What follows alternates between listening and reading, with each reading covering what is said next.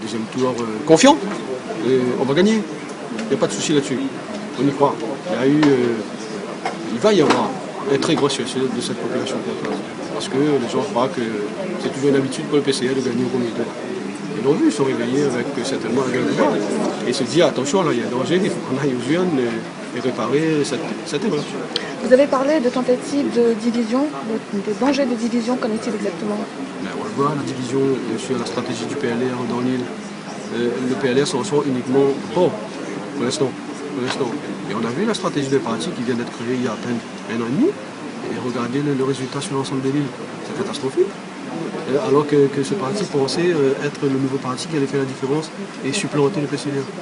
Non, il n'en est pas. Vous accusez Olivier Warraud de triche?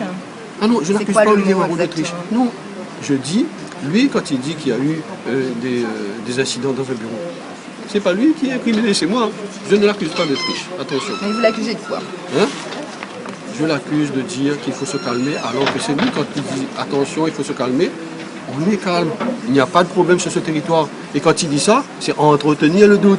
Et dans la tête des gens, on va dire qu'il y a un problème. Vous disiez qu'il n'y aura pas de bataille rangée au soir du deuxième tour devant la mairie? Il n'y aura pas de bataille rangée au soir du deuxième tour devant la mairie.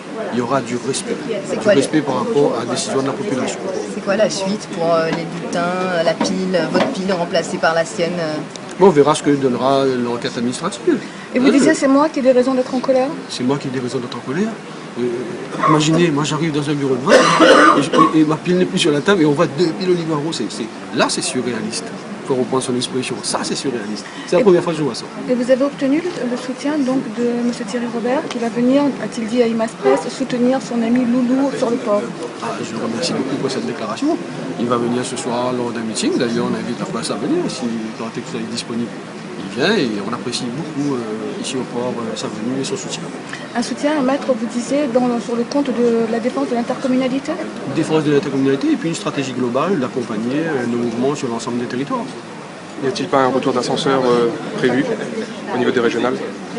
Écoutez, pour l'instant on est au municipal, s'assurer des résultats des municipales et après on verra pour la suite lors des prochaines échéances. Il est bien évident que moi j'apprécie beaucoup ce soutien. Pour compléter la question de mon confrère, vous disiez par exemple que M. Warraud ne défendait absolument pas les intérêts du port face à la députée maire de Saint-Paul. Mais il n'a jamais parlé de l'intercommunalité et de la position du port qui est malheureusement en retrait par rapport à la nouvelle donne. La nouvelle donne Saint-Paul plus représentative. Et à aucun moment on a entendu Olivier Warraud parler de la position du port dans l'intercommunalité qu'il faut absolument défendre. Parce que malheureusement on est en nombre diminué. On sait que c'est nous qui amenons la plus-value financière, mais que ça passe plus par la commune, mais par l'intercommunalité. Et que les redistributions ne sont pas les mêmes. On est la seule commune qui perd en termes de redistribution. Donc il va falloir aller défendre ça à l'intercommunalité, retrouver notre place. Mais on n'a jamais entendu Olivier Warraud s'exprimer là-dessus. Parce que quoi? Parce que c'est Saint-Paul qui a la majorité. Il ne veut pas heurter Saint-Paul. Et donc le député maire, il va très bien.